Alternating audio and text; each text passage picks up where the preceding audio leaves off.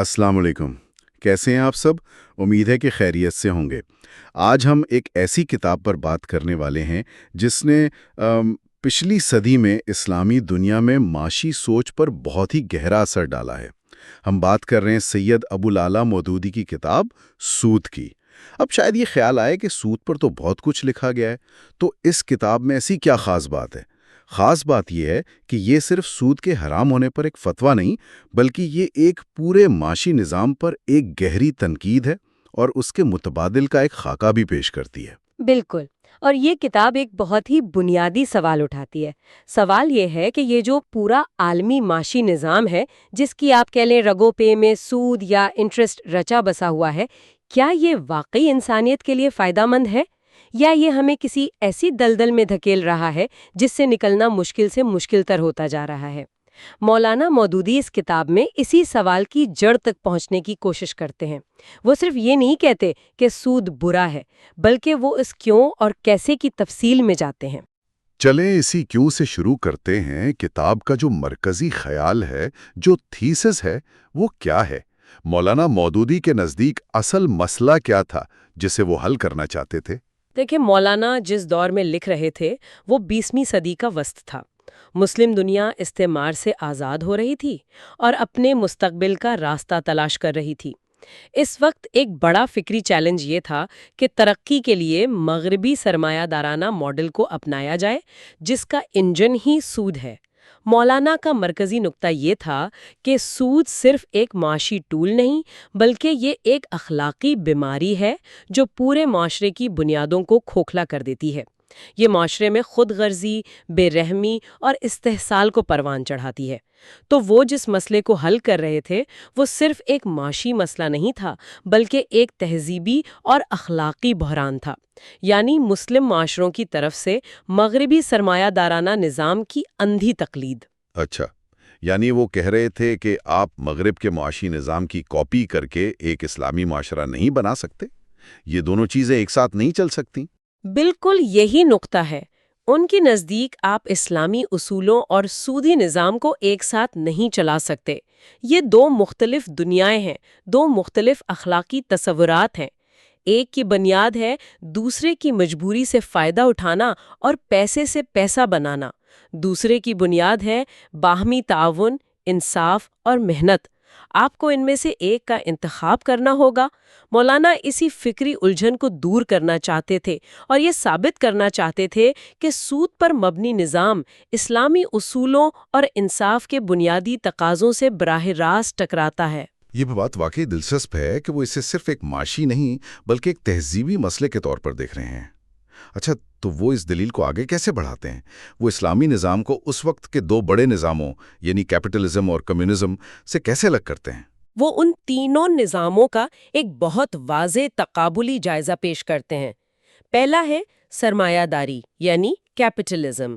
اس کی بنیاد ہے فرد کی ذاتی ملکیت اور لامحدود منافع کمانے کی آزادی۔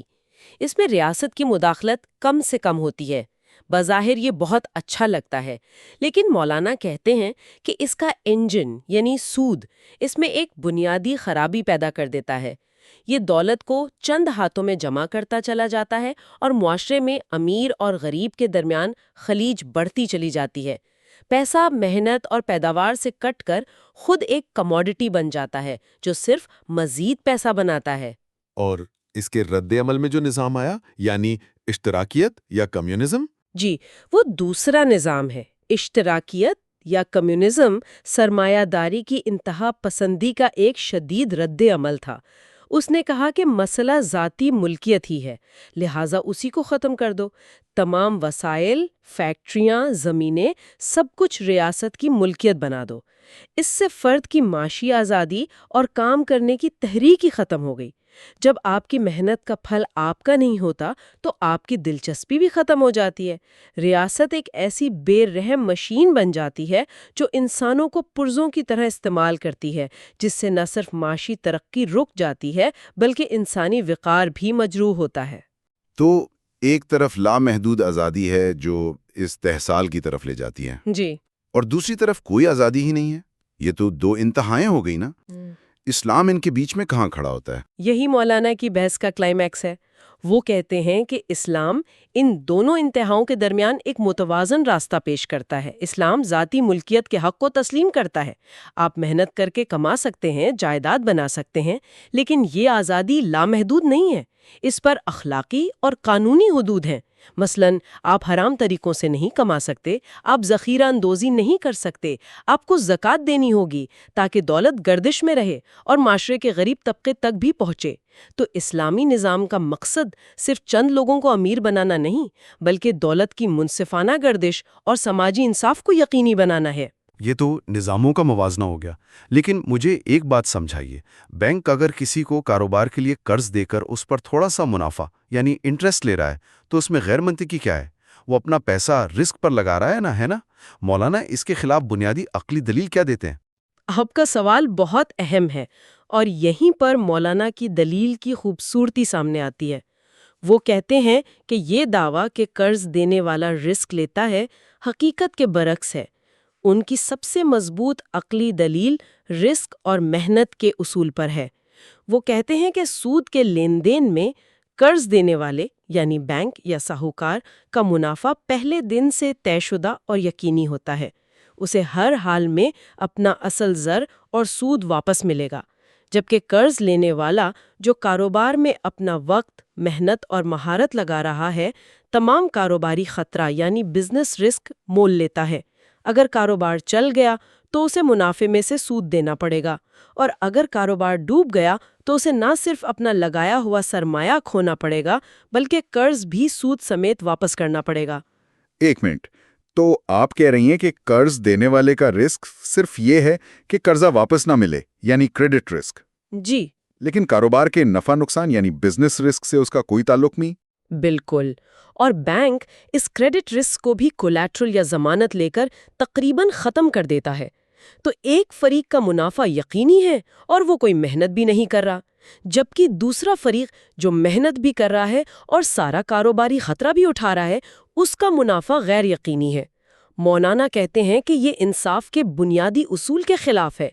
اسی لیے اسلام تجارت کو حلال قرار دیتا ہے، کیونکہ اس میں بیچنے والا اور خریدنے والا دونوں نفع اور نقصان کا خطرہ مول لیتے ہیں، لیکن سود کو حرام قرار دیتا ہے کیونکہ اس میں ایک فریق کا نفع یقینی اور دوسرے کا ممکنہ نقصان بھی یقینی ہوتا ہے۔ یہ بغیر محنت اور بغیر رسک کے دوسرے کی مجبوری ہے ضرورت سے فائدہ اٹھانا ہے۔ یہ بہت واضح وضاحت ہے۔ ظاہر ہے مولانا مودودی نے اپنے دلائل کو صرف عقل پہ تو نہیں چھوڑا ہوگا، انہوں نے قرآن و سنت سے اس کی بنیاد کیسے فراہم کی؟ یقیناً ان کی پوری بحث کی بنیاد ہی قرآن و سنت ہے۔ قرآن کے حوالے سے وہ سورۃ البقرہ کی ان مشہور آیات کا حوالہ دیتے ہیں جہاں اللہ تعالیٰ نے انتہائی واضح الفاظ میں فرمایا احل اللہ البیع وحرم الربا، یعنی اللہ نے تجارت کو حلال اور سود کو حرام قرار دیا ہے۔ لیکن بات یہاں ختم نہیں ہوتی۔ اس سے اگلی آیات میں جو دھمکی ہے وہ اسلامی شریعت میں کسی اور گناہ پر نہیں ملتی۔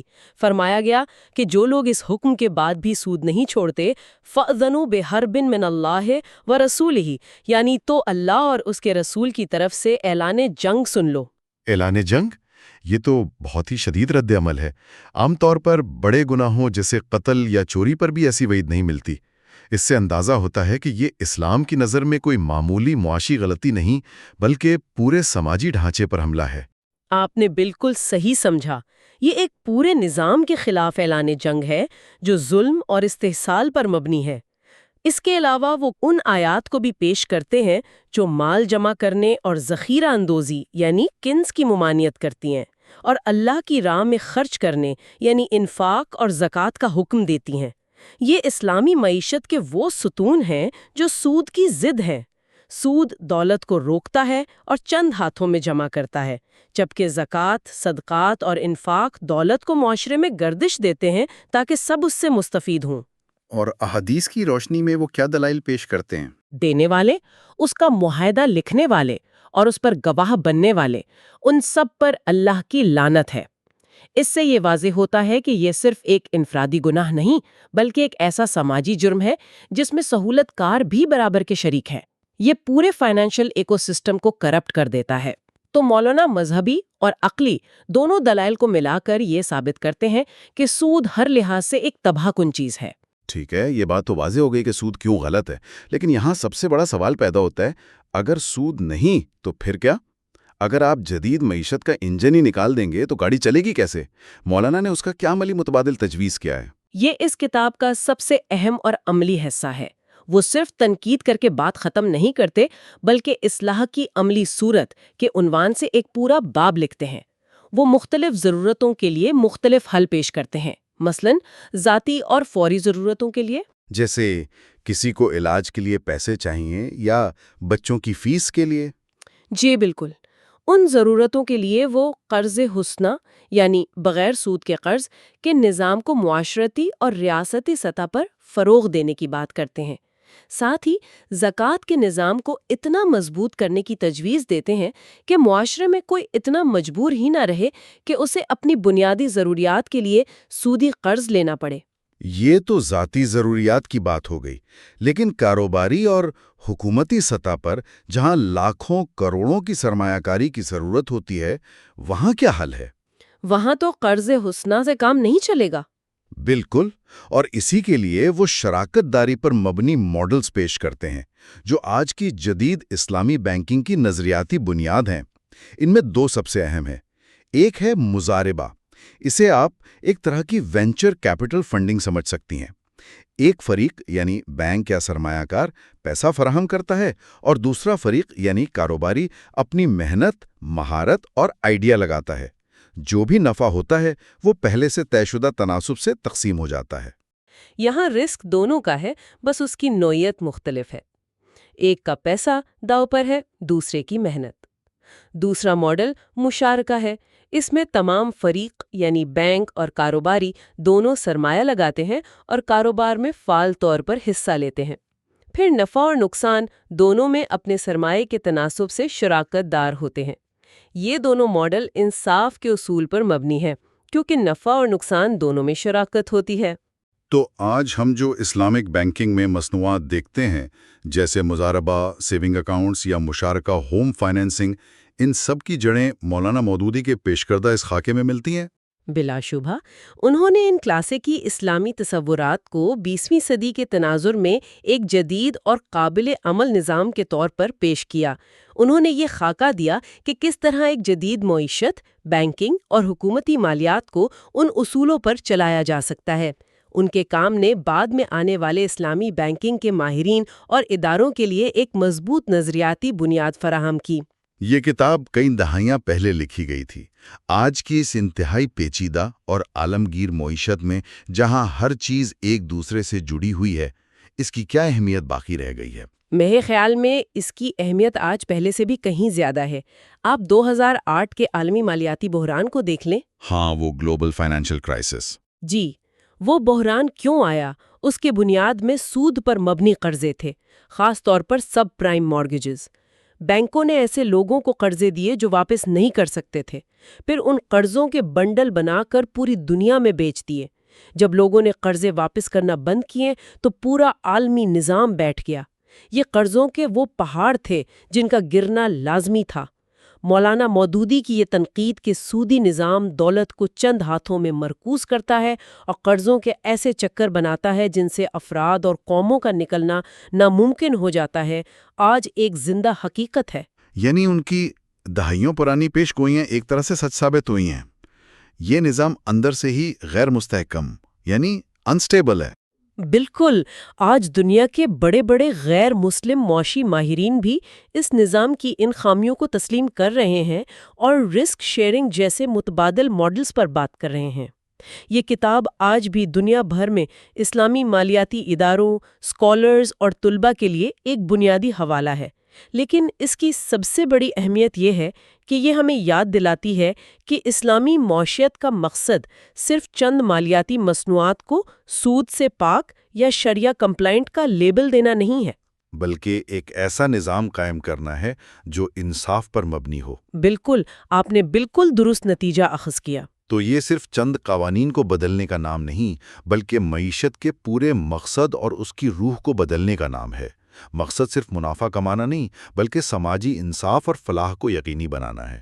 جی، مولانا مودودی نے ایک ایسے معاشی نظام کا تصور پیش کیا جس کی بنیاد اخلاقی اور الہامی اصولوں پر ہے۔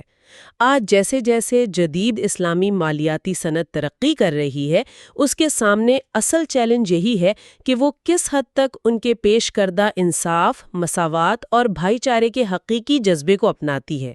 چیلنج یہ ہے کہ کیا یہ صنعت واقعی ایک متبادل نظام بن پائے گی یا صرف روایتی سودی مصنوعات کے شرعی طور پر جائز متبادل بنانے پر ہی اکتفا کرے گی؟ یہ وہ سوال ہے جس پر غور کرنا آج بہت ضروری ہے۔ امید ہے کہ اس گفتگو سے سب کو اس اہم موضوع کو ایک نئے زاویے سے سمجھنے میں مدد ملی ہوگی۔ اللہ حافظ۔